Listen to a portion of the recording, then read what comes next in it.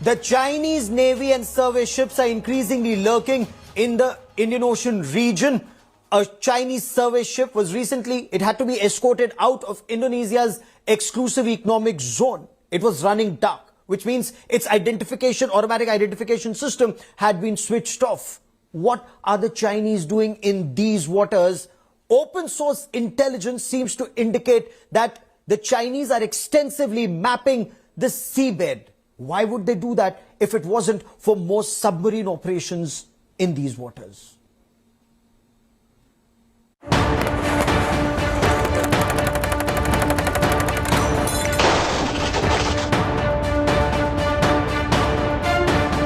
From the icy heights of the Himalayas to the expanse of the Indian Ocean region, the Chinese are on the prowl.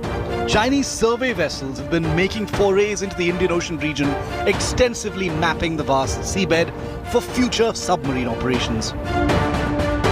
A Chinese survey ship, the Xiangyang 03, was caught last week running dark without broadcasting its position in the strategic Sunda Strait in Indonesian territorial waters. The Chinese survey ship was sailing without its automatic identification system that's mandatory in international waters. The Sunda Strait, along with the Lombok Strait and Malacca Strait, are strategic maritime passages between the South China Sea and the Indian Ocean.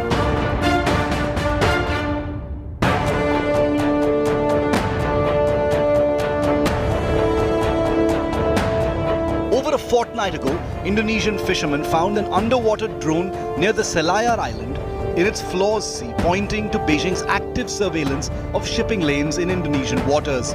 Naval experts fear that the Chinese survey ships may not be conducting civilian research, that they may be gathering information for the Chinese Navy, that the Chinese Navy submarines could be operating in the Indian Ocean region, and data helps remain undetected and navigate the seas better. The area that they're surveying is of great interest to the Indian Navy, also the Australian Navy, Indonesian Navy, and so on, who operate submarines in that area themselves. It is possible that in the future the Chinese Navy will increase the amount of submarine activities in the Indian Ocean, and the information gathered on these surveys is bound to be of great interest to the Chinese Navy. The Chinese survey ships are also launching underwater drones, mapping the seabed and studying underwater currents. Beijing has been repeatedly caught operating in foreign waters in the past. It's been sending regular submarine patrols around the waters of the Andamans and Bay of Bengal since 2012. In August 2019, a Chinese vessel, Xi'an 1, was reported 460 kilometers east of Port Blair before being asked to leave by the Indian Navy. In December 2019, the Xiangyang 06 deployed at least 12 underwater gliders in the Indian Ocean. Chinese ships have been surveying the Indian Ocean for a number of years. It is a very large exercise being done on a massive scale. At least 500,000 square kilometres of sea have been surveyed in detail, and this increasing all the time. Right now, at this moment, there is a survey ship in the Indian Ocean. China's covert survey of the underwater terrain in these choked waterways is alarming for nations in the region. The navies of the Quadrilateral Coalition, or Quad, held a massive war game, the Malabar exercise in the Bay of Bengal in November last year. The rejuvenation of the Quad has left China a little nervous as it sees the grouping as a multilateral effort to check its expansionism in the Indo-Pacific. With H.I. Sutton and Sai Kiran Kannan, Bureau Report, India Today.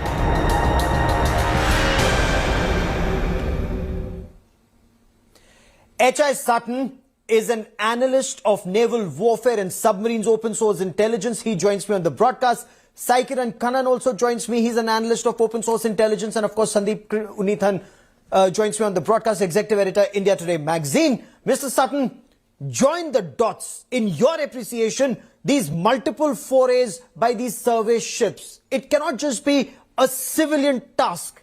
Is this spying or mapping of the seabed? What's happening, sir? Yeah, I think that is a very good summation.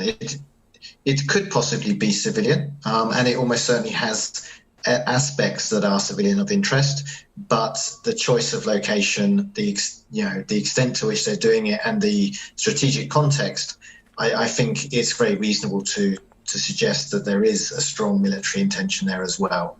And the data, whatever purpose it's gathered for, is certainly of interest to naval planners and submarine operations in particular. Extremely interesting. They're lurking in Indonesia, off the Indonesian waters in their exclusive economic zone. Saiker and Kanan, they had actually to be escorted out. A similar ship had to be escorted out of Port Blair.